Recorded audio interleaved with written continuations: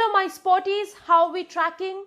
I know it's been a tough time for all of us, for you, me, for everyone in the world of sports, with everything getting wiped out due to COVID-19, from Premier League to basketball to baseball to our national pastime.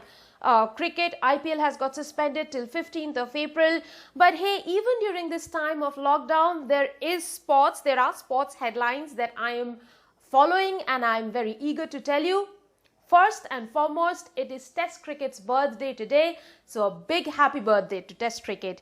In 1877, which is 143 years ago, the first Test between England and Australia was played at the Melbourne Cricket Ground, which Australia won by 45 runs.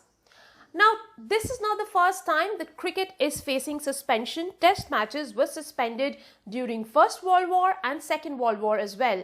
During First World War, Test cricket was suspended between 1914, play didn't resume until 1920.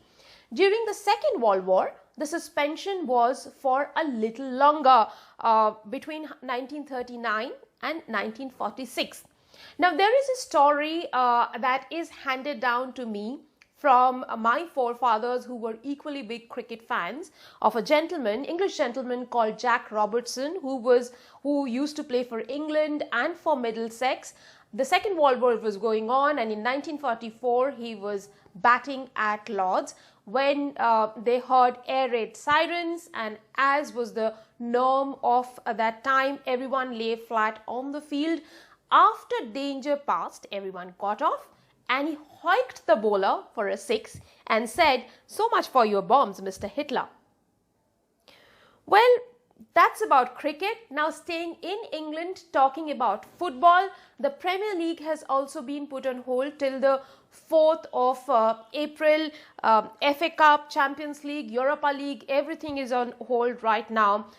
But what we do understand that the Premier League now cannot cancel the league altogether and declare Liverpool the winners. There's a bigger problem to it, because if that happens, then teams like Bournemouth, Aston Villa and Norwich will get relegated. It is a big conundrum because Villa has a game in hand, and the money involved in all of this are millions of pounds. That is their last match. If they manage to win, then they will get to the 16th place and will not be relegated. There's a bigger question of Champions League. Sheffield United also have a game in hand. If they win, then they get to the 5th place. 5th is as good as 4th, because then they have a chance to qualify for the Champions League, given that Manchester City is serving its European ban. So there is enormous conundrum on hands. Now, the other story that I'm tracking is of Japanese Prime Minister Shinzo Abe saying the Olympic Games are on track despite suggestions from several quarters, even President Donald Trump saying that perhaps the games need to be suspended, held at another time. There are suggestions from other quarters that it should be held in 2022. Japan is saying that preparations are on track. They are going to be spending 1.35 trillion yen for this event. Several test events for Tokyo Olympics have been cancelled, but let me tell you that the boxing events that are happening in London are on, and they will be held without crowds. Now, it's not just this. The world of tennis has also been put under suspension. The players on the ATP tour have gone home on an untimely 6-week break. And what are they doing? They're WhatsApping each other. What we've got to know that the top 100 ATP players are on a WhatsApp group, and they are talking about coronavirus. They're sending updates, they're sending memes, and what they're also talking about is what's going to happen to their ranking at the end of the year.